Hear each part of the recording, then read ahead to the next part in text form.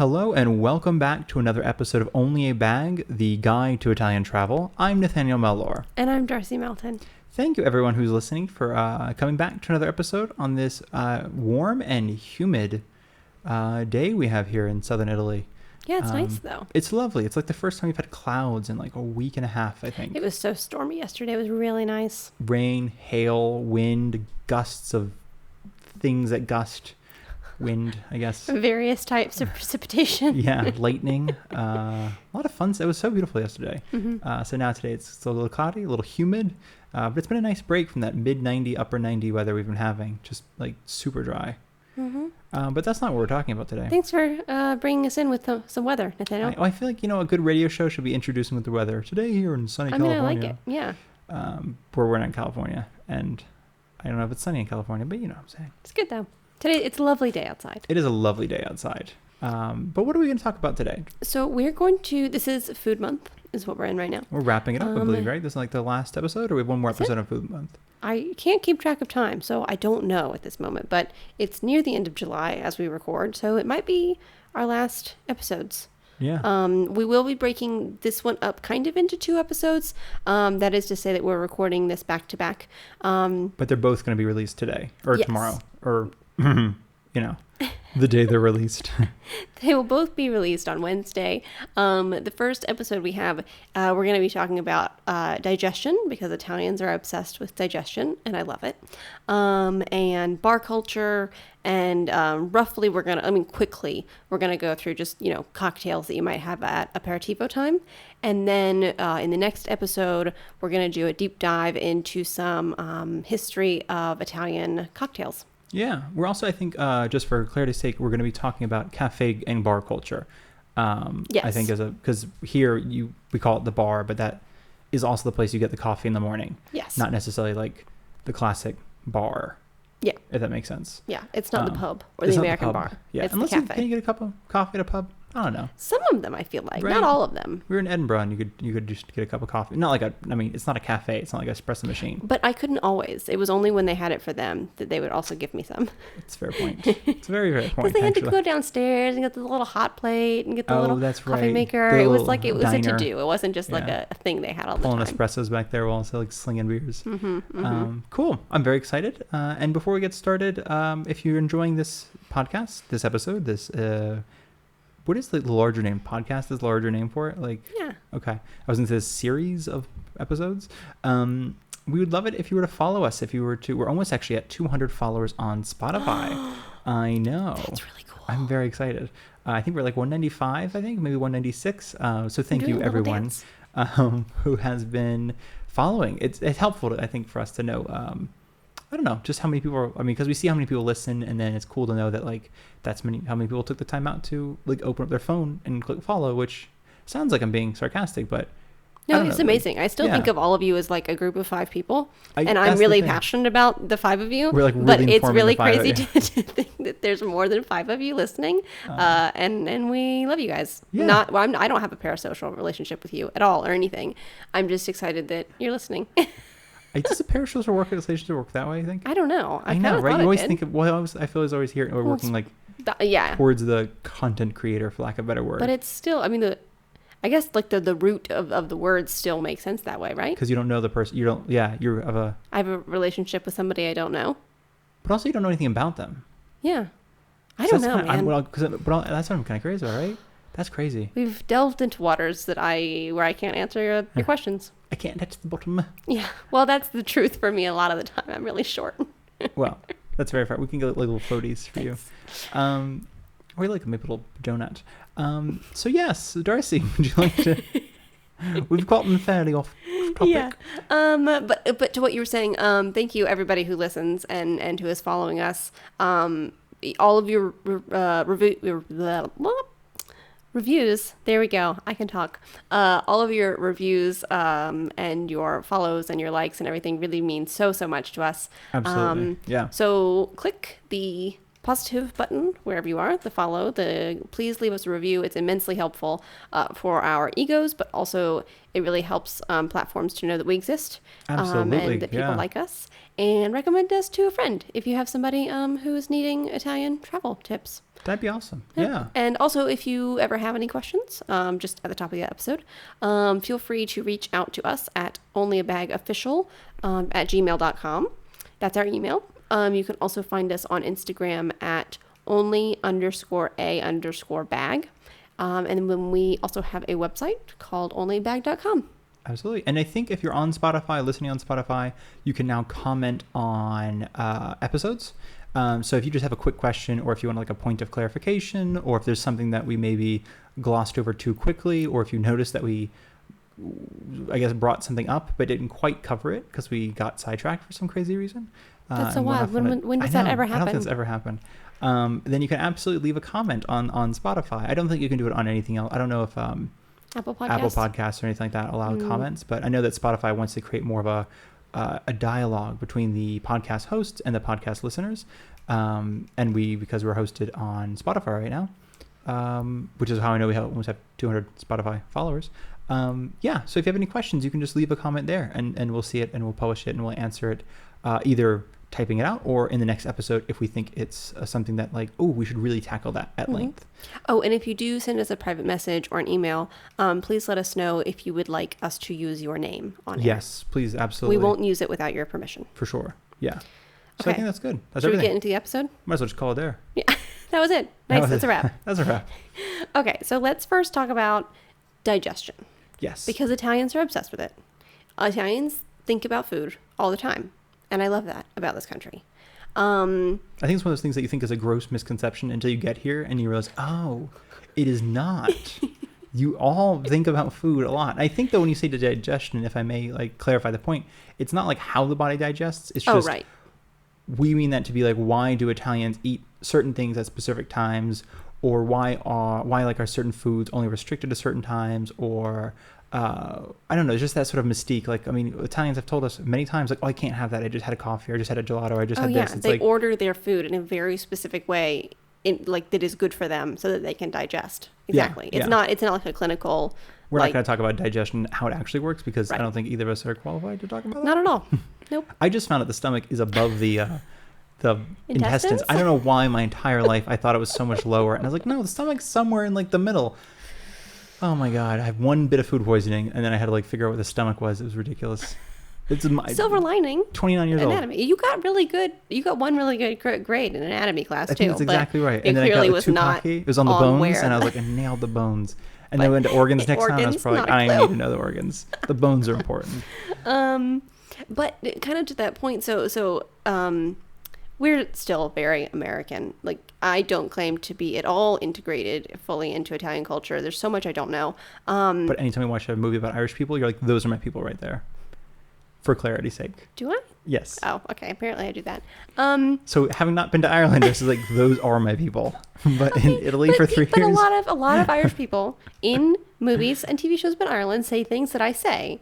Or have the same traits that you do. Absolutely. Yes. Yeah. Mostly we're depressed and we drink a lot and eat potatoes. Yeah, that pretty much is the three big things. I don't think there's sour cream. Do they have sour cream in Ireland? No. Oh, they're just You eating added potatoes. me as liking sour cream with my potatoes? Yes. Okay. So, kind of in line with digestion, just to give you an idea of where we're coming from with thinking about Italians, often thinking about like in what order to eat. Mm-hmm. Your mom, we were in the States this past winter. This is not having to do with digestion, but just how Italians think about health. So your mom was here in southern Italy, and it gets really cold where we are on the mountain, inside houses. And you and I were in the States, and we were living with our family who had the heaters going inside the house. And then we were in heated cars and then in heated shops. We were also in like Savannah, so that I think winter there's like 65 degrees. So they had like the heaters up to 75. Yeah.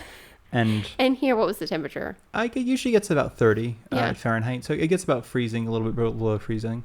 And your mom was talking to two women in their, I'm going to guess 80s, let's say. I think it's about fair, yeah. And your mom said something about, it'd be nice if you could get warm inside. They're like, oh no, like I prefer to just be cold inside and outside because it's not a shock to the body. And we were all like, yo, you are 80 something years old and you just want to be 30 degrees Fahrenheit all the time because it's better for your body. Yeah. So I'm not criticizing it. It's just the mentality. But it's like an open eye. Because the same thing though with the, you'll hear the same thing this summer. People often ask like, why there's no AC in Italy. And for a variety of reasons, electricity is very expensive in Italy. It's artificially inflated to make it so people don't use as much of their utilities as they might. So it's not a drain on resources. It's not as bad for the environment. Yeah. But the other big reason is, as you mentioned, a lot of Italians, it's still like it's not even superstition. It's almost like, I don't know, it's almost like things you do or things you say because they've been ingrained in you, and you never stop to think that, like, oh, where's that coming from? Like, when you fill up like a pot of pasta water and you're not supposed to use hot water because, like, in America, the idea was, like, if you use hot water, it's coming from your hot water heater. It's not coming from the tap, and it might have impurities like lead in it. And so you're basically imbuing lead into your pasta. So it was an old thing, is like, oh, you never use hot water because it takes longer to boil. Does not take longer to boil, of course not. But it's the fact that you're supposed to be avoiding impurities. And I think here it's a lot of the same thing. It's like, so the AC, it's like, well, we don't have the house cold because if it's hot outside and you come inside and it's cold, it's a shock to the system. The body can't really take that shock. And it's something that people will absolutely, I think, repeat like without failure. And there is something to be said for that. Oh, sure. I mean, I know we're talking about digestion here, but just like there are times, especially in the States, in Savannah, we'll go inside to like a big box store from 100 degrees outside into a freezing cold, like ice box AC like store. They keep it at 68 kind of thing. Yeah, and it's made me physically ill before. Even inside a house, though, like this kept at like 70. It's like at a certain point, I'm like, I don't know why, but I'm not feeling good. And I think it's just that sort of like, going from a 30-degree difference over and over and over again versus just like, I mean, as the months heat up or cool down, you kind of slowly get used to it. And that's not to say, though, for people who are going to visit in the winter, they do have heating in Italy, but sparingly and usually only in one room. Yeah. Like, it's the one room that everyone hangs out in. Same with AC. Same with AC. Air conditioning in the summertime. Most hotels will have air conditioning, but it will likely only be like in your living and bedroom area. Same with the heating. Living in bed. What kind of hotel are you been staying at without me? Well, my aunt recently. No, my aunt recently came, and she was here, and they had a living room and a bedroom.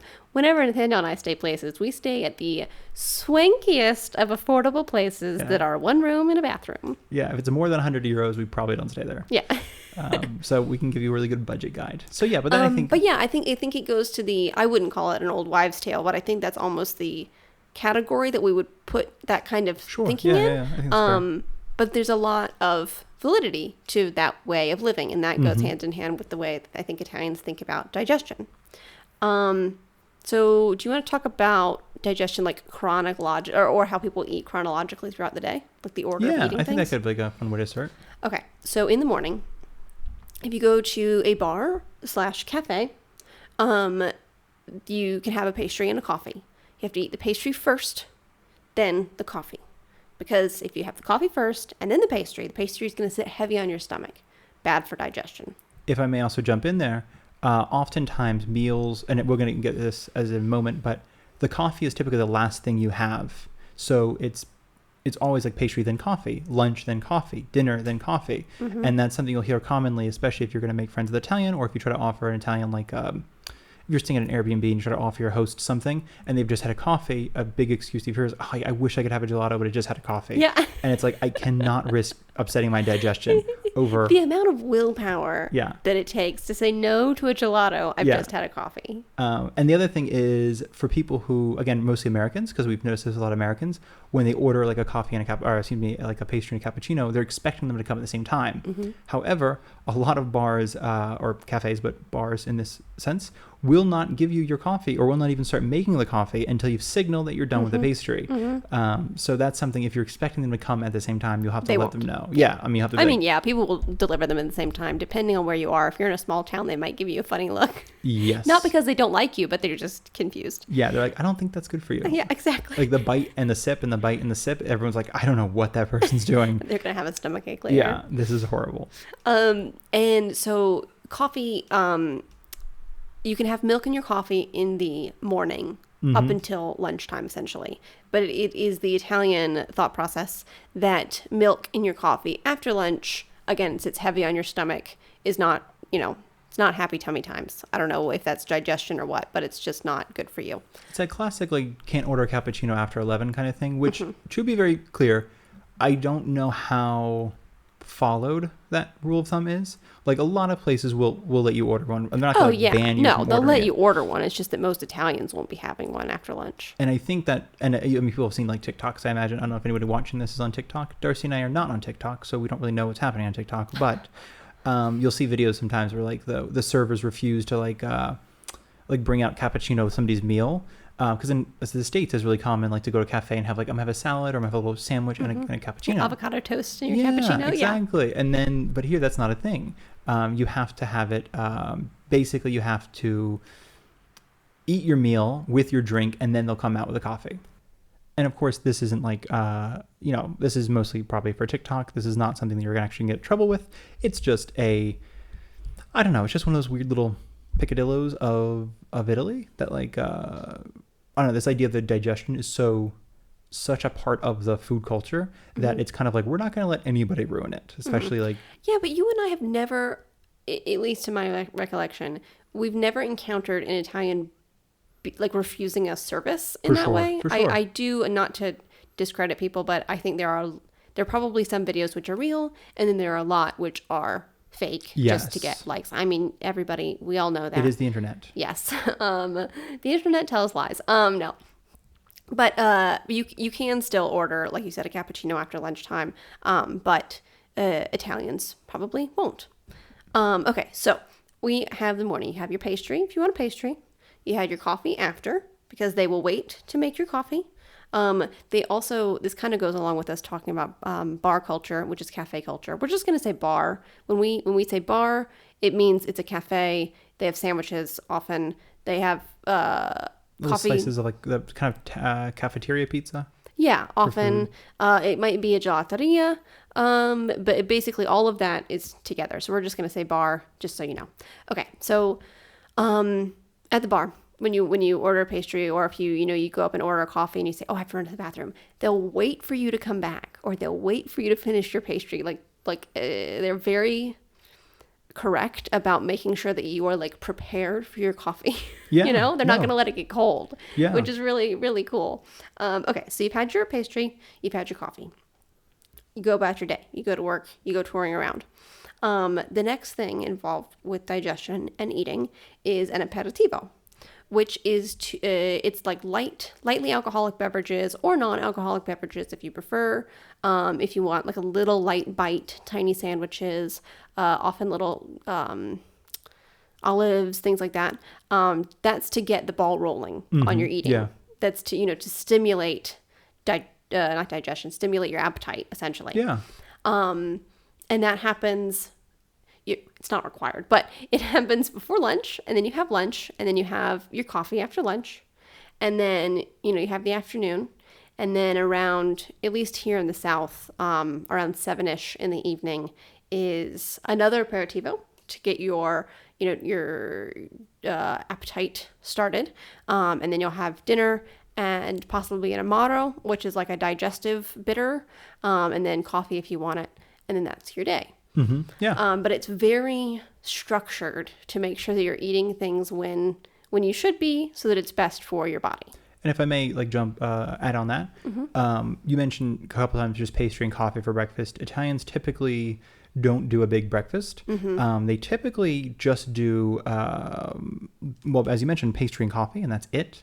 And then a lot of people don't even do a pastry. Sometimes it's just the coffee. It's like the Italians have a kind of big belief that the biggest meal of the day should be lunch. And this is to be fair, an older concept, an older idea, if that makes sense. But it also goes along with digestion. It's that having a big or heavy meal at dinner will keep your stomach digesting, and you won't sleep as well and things like that. So you have your major meal in the middle of the day. Yeah, exactly. And the reason I say it's an older idea though is because it's not, I don't know, we're like 21st century, it's a very corporate world. It's not like coming in from the field or coming back from the factory and spending 3 hours having lunch. It's kind of like you have a 30-minute lunch break or an hour-long lunch break. You're not having a 2.5-hour-long lunch. However, you will notice in big cities that it's still a thing. There's still people who, like doctors, lawyers, a lot of like white collar work will still do it for sure. I only know but even I feel like blue collar work does still. You can do like the multi-course lunch. It might just be it possibly is faster, but often jobs will take the lunch nap hour, which in Spain is called siesta. That's not what it's called here, just so you guys know. Good point. It's called like, I mean, what do you really call it here? Una pausa. Un pausa. The pause for the day. Yeah. A risposa, I guess. Yeah. Yeah. We don't really call it a siesta. I don't think anyone calls it a siesta in Italy. No. It's easy to call it that. That does sound Italian. In fact, it is Spanish. But I think even blue collar work, will have that pause in the middle of the day. So there is some time a lot of workers go home. Honestly, they go to their mom's houses. They go to their mom's houses for lunch. You have a little rest. If you need it, you have a coffee. You get back to work. That's a good point. I was thinking, though, I guess when I meant, that's a really good point. I was thinking like people who work at like, what are they, like just a store workers. Like retail, grocery stores, waiters, or servers. Especially, are you thinking like in big cities where they don't close in the middle of the day? That's what I'm thinking. Yeah. Like they might get a little lunch break, but not like, it's not like everyone's going to disappear and go get lunch. It's more like Western. But you're right, like road workers or like kind of because even there's here where we are, there's a agriturismo that's basically popular because it has like a workman's lunch for like 10 euros or something like that in the middle of the day, but it's a 3-course, half a liter of wine, dessert, coffee. I mean, it's very cheap, but it's, good food. It's the whole like, the pasta and the meat and the veggies and the whole 9 yards. No, but yeah, I think that's just as like an example that for those listening, as an American, I think we're used to a very big breakfast, a medium-sized lunch, and then a fairly large dinner. And I think if you're coming to Italy, which I'm assuming you are, if you're listening to this podcast, or you may be already here, it's very common to do a much, much smaller to almost no breakfast. And then around 1:30 you have a lunch, but that is like, you're out of the heat of the day. And honestly, if you're in Italy and you're Italy in the summer, it's not a bad idea to find one of the few like restaurants with an AC or even like a couple fans just spinning. Yes, if you're coming here in the summer, absolutely. It's get out of the heat of the day for that 2 hours, like 1:30 to 3:30, maybe 4:30. And then as you mentioned, 3 courses, dessert, coffee, amaro. Amaro before coffee. Amaro before coffee. If you have both. And then I guess like just pass out on a bench somewhere or go back to your hotel room and take a nap. That is, I will say, that the biggest thing I cannot understand here is every time we've done the Italian method, I don't think either of us has done anything the rest of the day. Like everyone else like leave lunch and be like, all right, I have to go to this, I have to go trim these bushes, I have to go, like help out in the garden. And I'm like, I'm destroyed. Yeah, like big Sunday lunches, I have to have a nap. Like, and then when I wake up, it's like dinner time. Yeah, I'm like, I'm gone. What are you guys doing?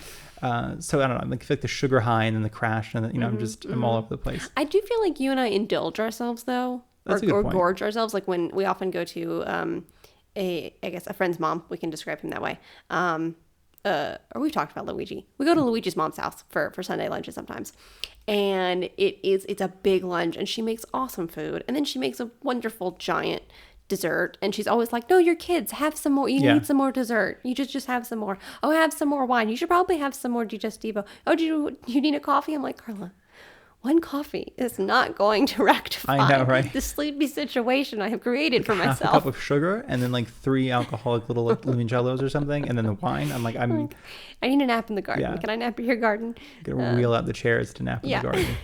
Oh, our life must be so difficult. I know, but we do, like, because I feel like it's still so special to us. We eat everything. I think maybe Luigi and his brothers who are used to it can pace themselves a little better.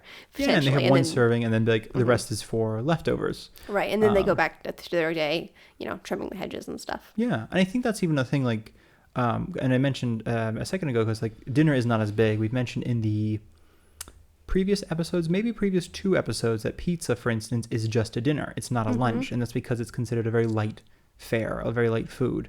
And that's just something to consider, like when you're I don't know, I guess when you're visiting, that like if you're going to go out for pizza for lunch, it doesn't really exist. Some more touristy restaurants will have one, but it really only exists for dinner because it's considered such a light meal that you have with like maybe 1 or 2 other little things on the table. But that's like, no, you had a huge lunch. You don't need, more than a pizza by yourself. Exactly.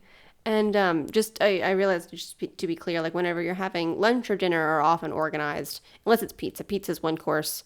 You don't get contorni or like second. It's not a multi-course meal when you're having pizza. It's just pizza, But when you're doing the multiple courses, either for lunch or for dinner, They are structured in a way that is like easier for your stomach to digest. It's the antipasto, which is like small bites, then the pasta, meat, then vegetables, then dessert if you want it, then the amaro if you want it, which is the digestive bitters, dark little shot of alcohol, which you sip, and then coffee.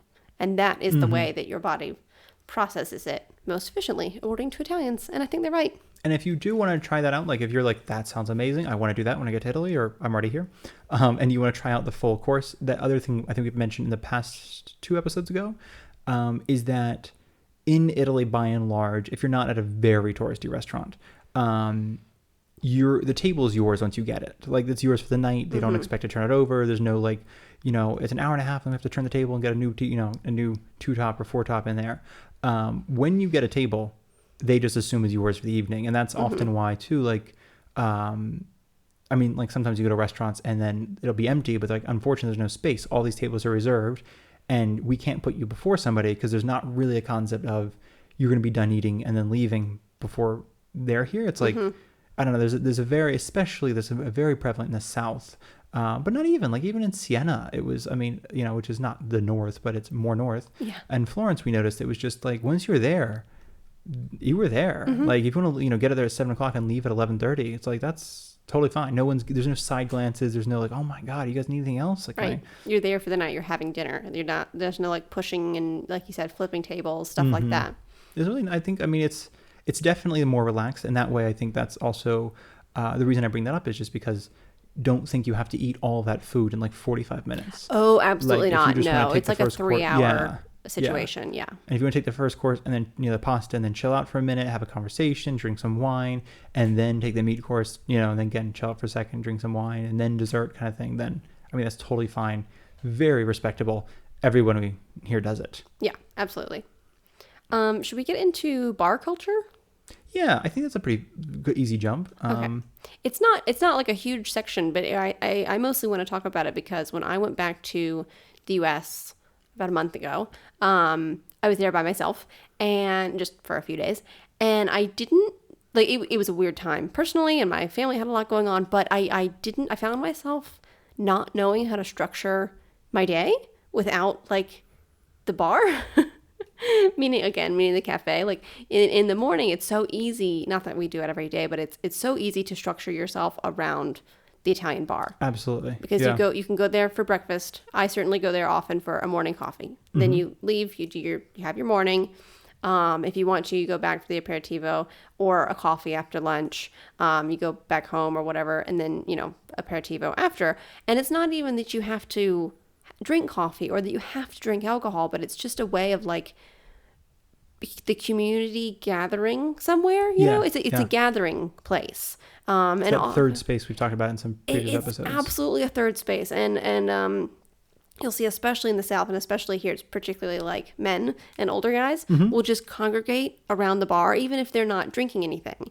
They're just hanging out with their friends and like spending time and structuring their day. And, and I just found myself like wandering aimlessly with no point of reference. I'm like, what time is it? Like, I don't win his lunch. What are other people doing? There's just no structure to it. Whenever I guess I felt structureless going back to the U.S. compared to being here. I think it's a fair point, and I think like bringing your father into this conversation.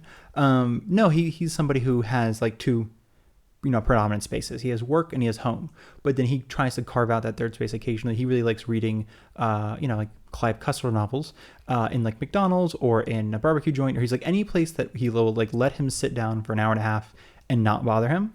So it can't really be a restaurant. He's like, he really likes fast food restaurants. He's like, nobody will come by and bother you. Or smaller, like he does go to a couple like locally owned places that are big enough that they're not bothered. That's a good point. Yeah. They have an extra table or more tables on the edge. They don't care. Because it is hard, like when you're in the States, to take up a table for an hour and a half and not do anything but read. He also eats there, to be clear, but like it's hard. I think you feel a pressure to buy more or like make your time for the restaurant more valuable, rather than relaxing. Because he doesn't drink, so it's not like he's constantly ordering beers. He has like one Coke. He has like a burger, but he keeps half the burger for the next day. So he's very, he's kind of very methodical with it. But he's the kind of person that makes me think like, wow, you really need the bar because you need the place you can go to at the end of the day. Shuck and jive, as he says. He loves that. This is like go to. It works in a hotel, so he just likes that sort of the 2 minutes of small talk with every single person there. And I think at the end of the day, he likes to just like unwind a bit, and sort of. I don't think he would use the term center himself, but like I don't know, just sort of decompress from a long day. Absolutely is a space to decompress. And even if you don't like, because a lot of the bars, there are very social aspects to it, as you've mentioned. A lot of the old men will congregate there and just like, who even knows what they're talking about after 60 years of sitting in front of the same bar every day at like, between 7 and 8:30.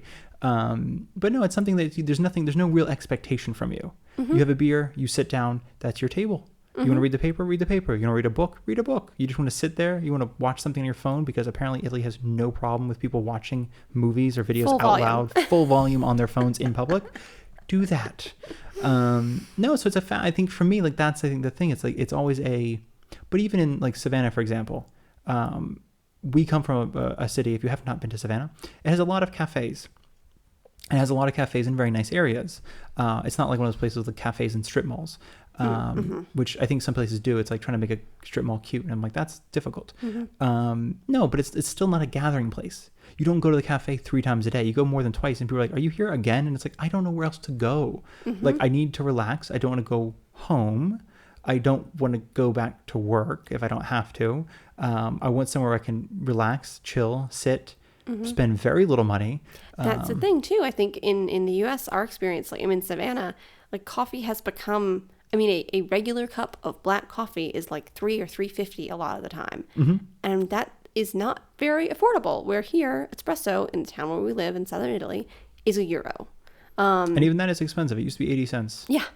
That's so inflation. and beer is €1.50 or €2. So it's a different way of like having community and a gathering space, but it is also more affordable, at least where we are here in southern Italy. And I think it's more affordable anywhere, because in Rome, coffee really should not cost you more than €1.50. That's true. I feel like if you're getting close to €2, you might be getting like in a touristy area. But no, that's all to say that I guess that's to give like a little bit of primer on what the bar is. It's sort of like I don't know. It's almost like it's also too there is an expectation you're there to spend money, but not. Like if anybody who's listening who's thinking about spending, like going to live in like an Airbnb or a B&B for a week or two, I don't know. We've been to a cafe a couple of times, and just to see somebody who's there, and like, oh, we walk by, and like, oh, hey, you're here, and it's like there's no problem with you sitting and chilling and chatting and not buying anything. Yes, yeah. absolutely.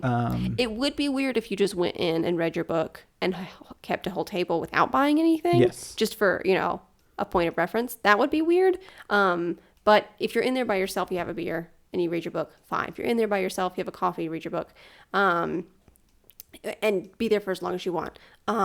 If you meet up with some friends and you don't want anything, also totally fine. For the most part, it is very chill, and it's just a great third space. Yeah.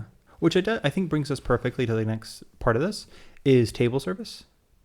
Yeah. You want to take that? Sure. Or I can bring us in. No, so a lot of what, like Darcy, for instance, you often order coffee at the bar, at the banca, the physical bar, the long table that we refer to as a bar. Yeah. Trying to differentiate it from the structure that you go into. No, so you order at the alla banca, at the bar, and take it there, and you take a coffee in Italy, by the way. You don't have a coffee. Yeah, you take a coffee. In America, you want to have a coffee, and here it's you want to take a coffee. I don't know if that really changes the difference for anybody listening, but it's kind of a fun little neat change in language. No, and that's usually the kind of the base rate on where coffee is. Oftentimes when you include table service, which is really just them bringing the coffee to you, and then when you leave, clearing away your plate or your cup or whatever it is, there's a little surcharge. This ranges from anywhere from like 20%, which is not that much, because if you get a couple things, you might be spending €2. All right, an extra 40 cents. We've mentioned in a couple episodes ago, I think in Capri, that we spent, I think, €15 on table charge for getting 2 coffees that were €1 each, or like €2 each. And it was wildly expensive. So that is something to basically say that, like, Rome, for example, is a great example. Some of the cafes, some of the bars will have a table charge. Sometimes this is different inside and outside. It's weird. There are places that you want to sit inside, you have to like let them know you're sitting inside. They will bring your coffee. They add a table charge. You want to sit outside, you bring your own coffee to the table. You bring your own coffee inside when it's empty, obviously, and there's no table charge. So I think there's a little bit of a I don't know. I think that's something that maybe was a little, what's the word, difficult to sort of understand for us. Not even difficult to understand, but just it felt overwhelming when we first got here. It did. It's one of those things we've talked about. Same with like how you pay at the end of meals, which we talked about in one of our previous episodes. It's a bit of like sussing out what's appropriate for the situation, because each bar in that case is different. And if you're in a big city, there's tons of bars. They all have different setups. They all have different expectations. An easy one for basically if you want to sit somewhere and have table service, like for a bar and you don't know what the proper protocol is, you can just say posso, which means can I, or possiamo, which is can we. Those are two, or posso, Posso is a great word to remember, because that's also what a server will say whenever they come to take your plate. If you're at a restaurant, they won't say like, oh, can I take your plate, madam? They'll just say posso. Yeah. And that means, can I take your plate? It really means can I. But it's such a versatile word. I mean, people use it for everything. Like, posso, can I cut in front of you? Can I take your plate? Can I grab this for you? Usually there's a gesture with it. Yeah. To let you know, it kind of fills in the blanks. Like, can I this thing? And I think it's, it's interesting because in Siena, and mostly Siena actually, it might have been the first time we ever ran into a couple of cafes that had signs, you cannot sit inside unless you talk to like the host first and are seated, and you have to like pay a surcharge and the whole 9 yards, which I appreciated because that's very clear. I think something that we learned, we were in Paris a couple of years ago, and it was like 50-50 because we were in Caen before that, which is also in France. And then we house sat in sort of central France for a bit. But in this time of being in France, we could never figure out, do you just sit down or do you order then sit down? And we talked to the French people and they're like, it is 50-50. Some places you just sit down, they come out, they take your order, like whether it's coffee or beer or this, that, the other thing. And then some of them are you order and then you go sit down and they'll come find you. Because a few places would go and like, oh, can we sit down? Like, of course, sit down, order. No, I'll be out there in a minute. And they, 25 minutes later, they show up. And then some places are you sit down and they will never come to see you. They're like, no, if you want something, you can come to us. And I think Italy, thankfully, is a little bit more straightforward than that, to the point of always go to the bar and ask, can I sit? Because I'm thinking just like in a restaurant, you'd never sit yourself. That's a really good recommendation. Always make like personal contact with someone so they know you're there. Like, don't just sit down. Make sure you find somebody who works there and say, can I posso, and like, can I sit down? Or go to the bar, order, and then ask if you can go sit somewhere, or just take it to the bar. But yeah, definitely make eye contact with another human who's working there, so they know that you're there having a drink. Because I think in our experience too, just for again, frame of reference for anyone listening, it either runs the tables there are for you to use in the sense of you have to get your drink, go out to the table, sit down, enjoy your drink, and then take your cup and stuff when you leave to bring it back inside to either throw away or to give it, if it's glass, and they'll dispose of it properly. Or you talk to them and they sit you down somewhere and they'll come and take your order and they do all the stuff there. In our experience, rarely, if ever, have we sat down first somewhere, except I think once in Scalea did we sit down first to get a coffee, because I think after a while we just started knowing who we were, and you're like, no, you just sit next to me, come and I'll come out and grab your coffee order. And it was a very this was during COVID, so it wasn't busy. He had a almost direct line of sight, the owner, to the outside table, so I think that was a somewhat specific situation. Yeah, I think so too, because that was not something we kept seeing in Scalea. I think he was just like, yeah, whatever, you're fine. I'll notice you eventually. Well, I think that's the... And I know what you order, so it's fine. And that helps. So anyone who's listening is like, I don't understand how that works. Basically, good for, as you mentioned, make personal contact with somebody who works there, ask if you can sit, or ask if you should order first. If you're in Rome or Florence or Siena, Milan, Torino, anything, Venice, everybody will speak English. You'll be fine. Like, there's no fear around, or you don't feel afraid of not knowing Italian. I mean, I say people speak English, it might be halting, slow, and potentially not like great pronunciation, but like it'll be enough to be like, can I sit? Yeah, sit. It'll be very enthusiastic English. Yeah. Yeah, so I think that wanted to kind of cover that, like table service / should you sit before or after. Mm-hmm.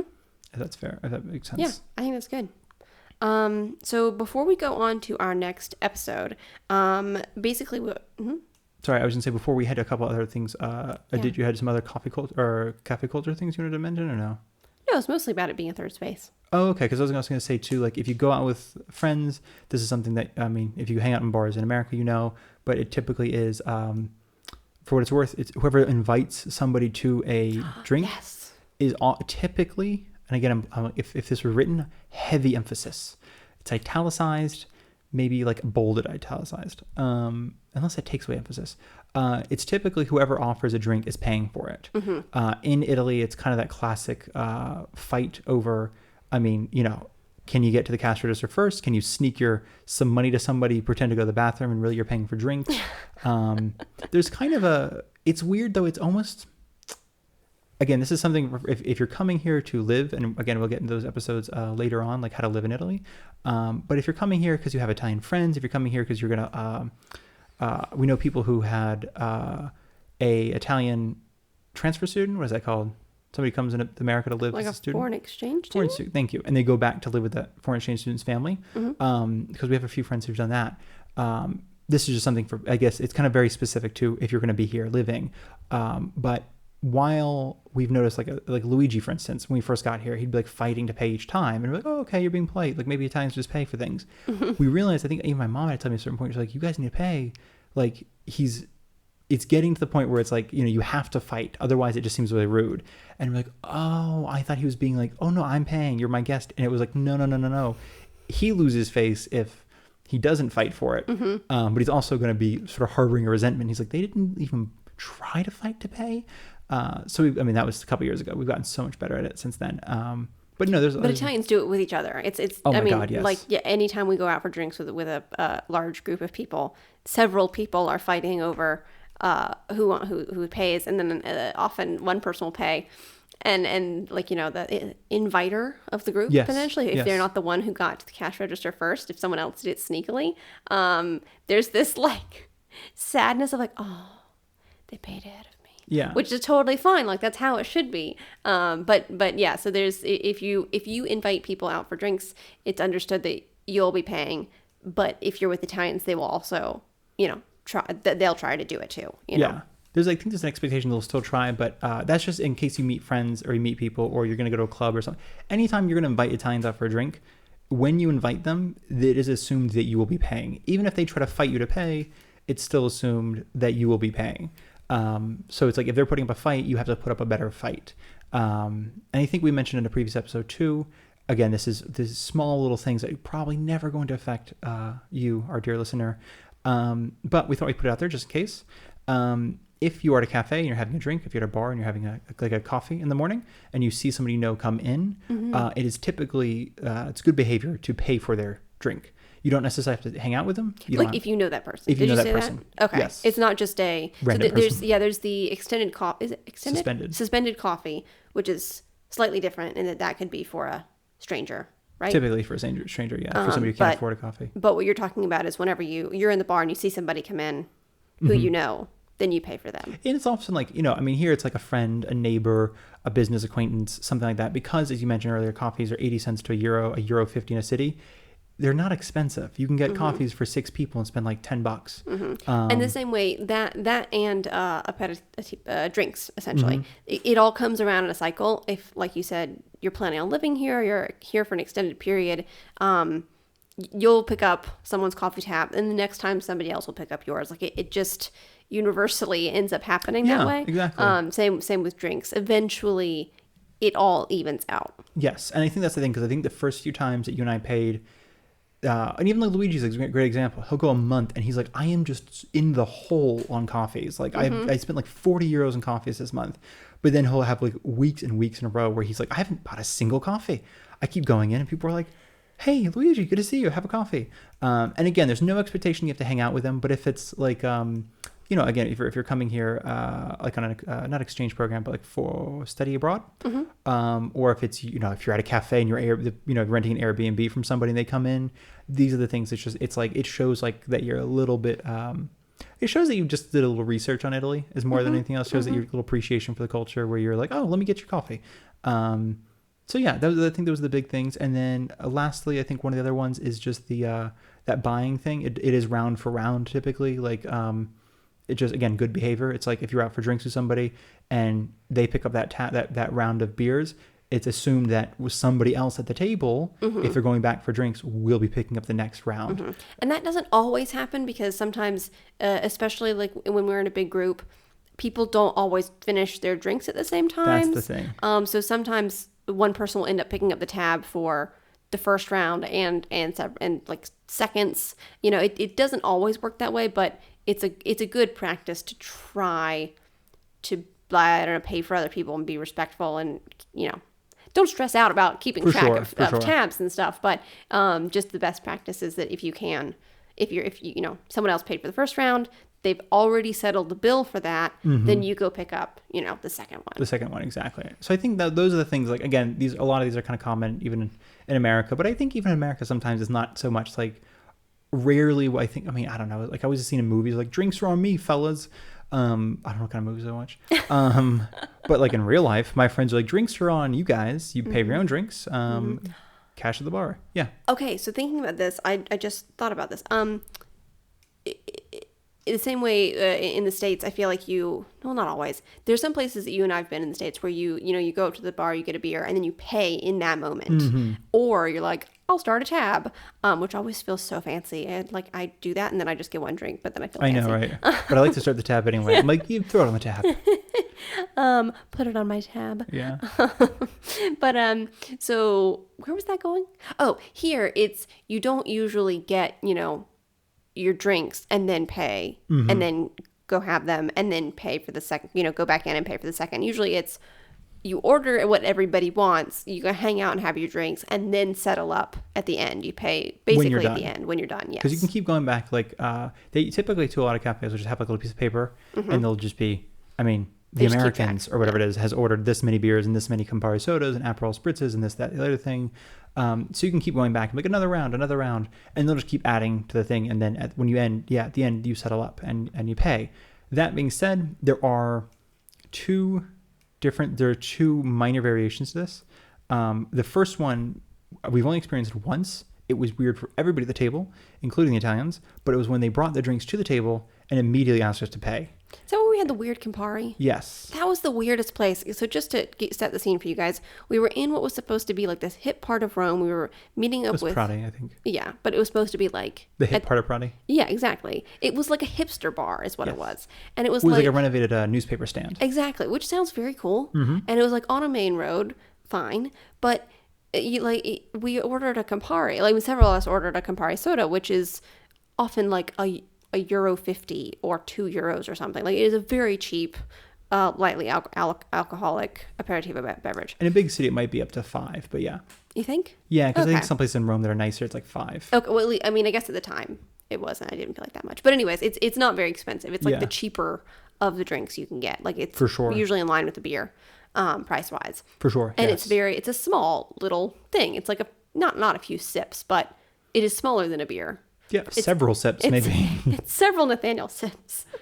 But they brought these, like, tall boy cans of Campari soda. It was just weird. Like, it was like the Italians, small batch kind of thing, and it was supposed to, and it was also €8. It was €8 each. Like, but we all. I had to finish everybody's, and everybody else was drunk, essentially. Because we were all drinking way too much, because who drinks that much? Well, also, if I may, like, we were, as you mentioned, even at the beginning of this thing, is like, that was supposed to be before dinner. So we were having a little light, like, everyone's having a couple sips of something to get the digestion started. And then we were all just hammered off of Campari soda. And then out of pocket so much money, because we were all super surprised by how much I think it we cost. were expecting to spend like €15-20 on drinks, and we spent like 40 something. It was really weird. We were all put off by it. But also, I think the biggest thing we were put off by, at least my uncle and his partner, was, and she's from Rome. She's from that neighborhood. And she was like, because they came to things like, oh, here's the check. And she's like, okay, well, we'll pay when we're done. It's like, no, you have to pay now. Like, since when do you have to pay now? Yeah. And they're like, oh, I'm sorry, we have to ask. And it's just, it was weird. It was only weird though, because it was like, I think there's that trust culture, I think, in Italy, where it's like people have absolutely taken their drinks, having not paid, and then walk with them to just go somewhere and they'll always come back to pay, whether they're going to go walk under some shade that's far away, whether they're going to, it's like there's an expectation, like you're not stealing the drink, you're going to come back and pay for it. I think that was strange. That's the first thing you might run into, is somebody asking you to pay when you get the drink. It's rare and it's weird for everybody.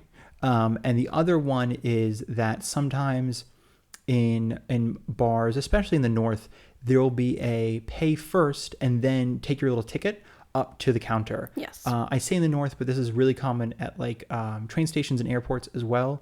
You see this a lot in Naples and Rome. They'll be like, if you go to order a coffee first, they'll be like, no, I'm sorry, you have to get the ticket and then you can come order it.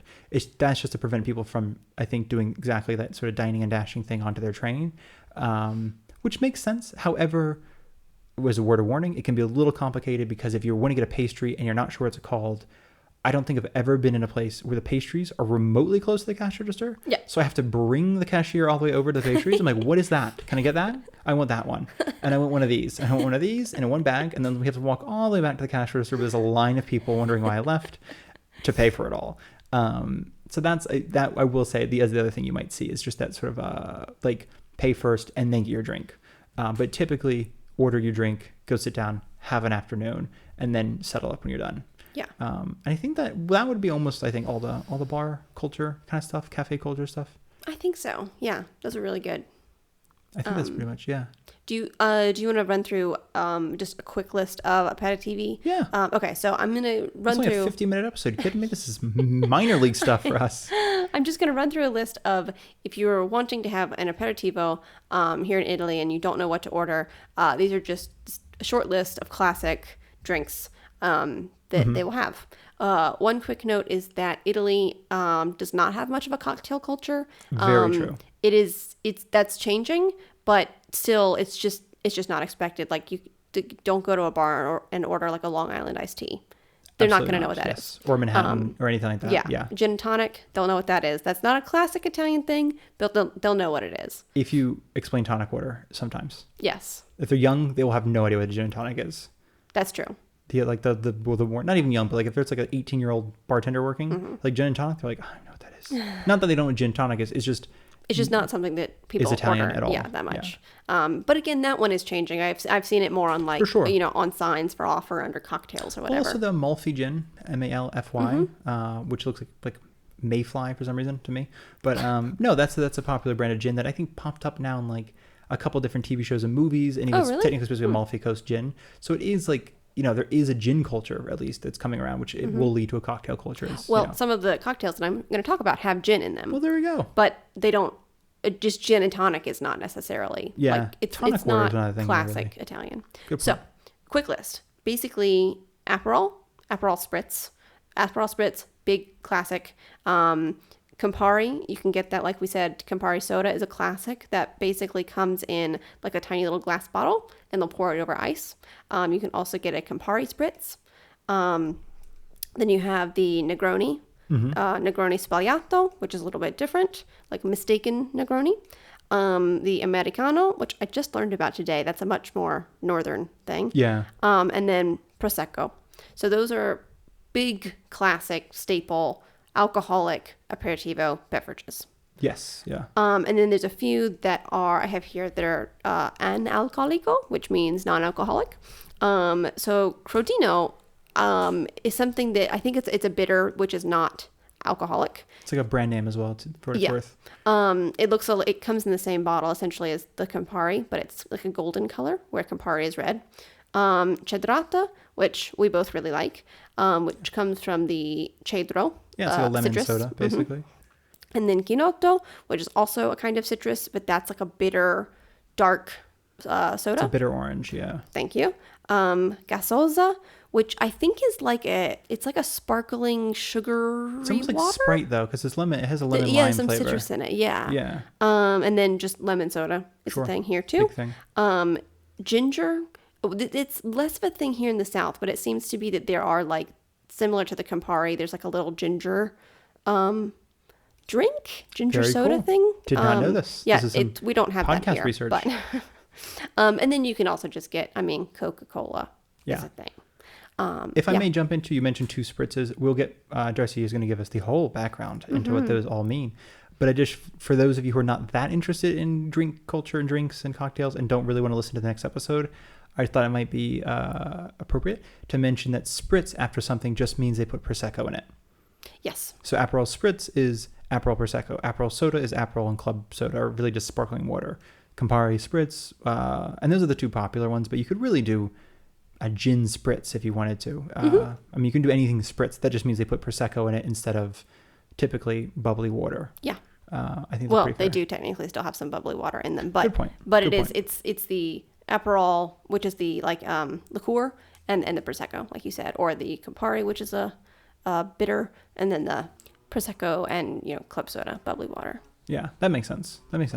So, I think that wraps it up for this episode. And the next one, we are going to get more a little deep dive into some of the classic Italian cocktails, what they are made up of more specifically, and their history a little bit. That sounds fantastic. If anybody don't have to mark that like, I don't know, mature audiences only.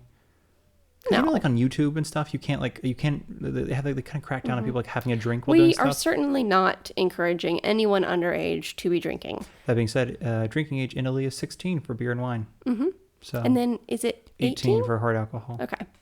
But then none of those count if you're at home. Right. I think also they don't count if there's a parent present. You sure?